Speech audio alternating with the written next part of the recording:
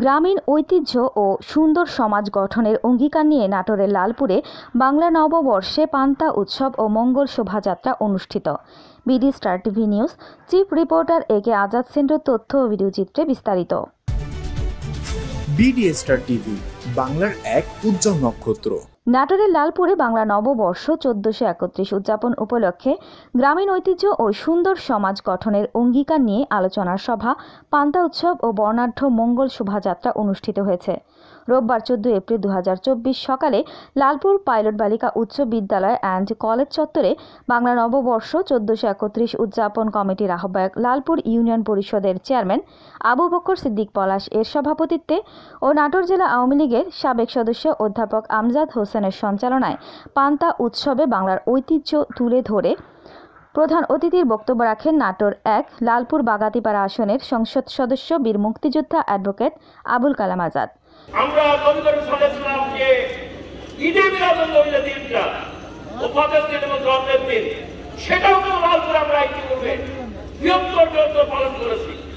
সব অনুষ্ঠানকে আমরা ভালো করব, এটাই আমার স্বপ্ন।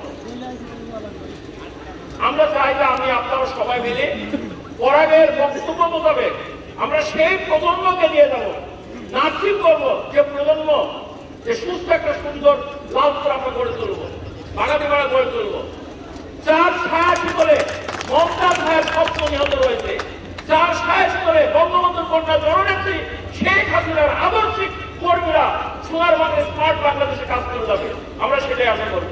সেই স্মার্ট বাংলাদেশের পাশাপাশি আমরা স্মার্ট লালপুর বাগাতিপাড়া করতে চাই। গ্রাম বাংলার ইতিহাস ঐতিহ্য তুলে ধরে ও সুন্দর সমাজ গড়তে শুভেচ্ছা বক্তব্য রাখেন পুলিশের অতিরিক্ত ডিআইজি আলমগীর কবির পরাগ। এ সময় আরও বক্তব্য রাখেন লালপুর থানার officer in charge OC Mohammad Nasim Ahmed, Lalpur উপজেলা আওয়ামী লীগের সভাপতি আফতাব হোসেন জুলফু, সাধারণ সম্পাদক শামীম আহমেদ সাগর, গোপালপুর পৌর মেয়র রোকসানা মর্তুজা লিলি প্রমুখ। এছাড়াও আওয়ামী লীগ, যুবলীগ, ছাত্রলীগ, স্বেচ্ছাসেবক লীগ সহ বিভিন্ন সহযোগী সংগঠনের নেতৃবৃন্দ, বিভিন্ন শিক্ষা প্রতিষ্ঠানের শিক্ষক, ব্যবসায়ী, কৃষক, শ্রমিক, সাংবাদিক সহ গণ্যমান্য ব্যক্তিবর্গ উপস্থিত ছিলেন। শেষে বাদ্যযন্ত্র সহ একটি বর্ণাঢ্য শোভাযাত্রা গুরুত্বপূর্ণ সড়ক প্রদক্ষিণ করে।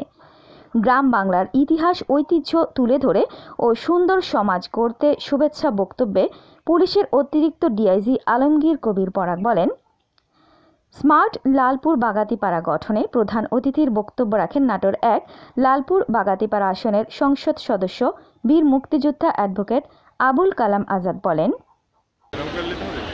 শুভেচ্ছা জানাই। সভাপতি সাহেব যেটা বলেছেন, প্রত্যেকটি উৎসব, প্রত্যেকটি অনুষ্ঠান যুব সমাজের অবক্ষয়, সামাজিক অবক্ষয়, এটাকে রোধ করতে হবে। এবারের বর্ষবরণে আমরা এই প্রতিজ্ঞা করি, উন্নয়ন এটা ধারাবাহিকতাতে হবে। সরকারের যে মাননীয় প্রধানমন্ত্রীর যে রূপরেখা, রোড ম্যাপ, সেটা অনুযায়ী উন্নয়ন হবে, কেউ ঠেকাতে পারবে না। এই রাস্তা করার জন্য কিন্তু কাউকে লেফট রাইট করা লাগেনি, মাননীয় প্রধানমন্ত্রী প্রয়োজন অনুযায়ী রাস্তা দিয়ে দিচ্ছে।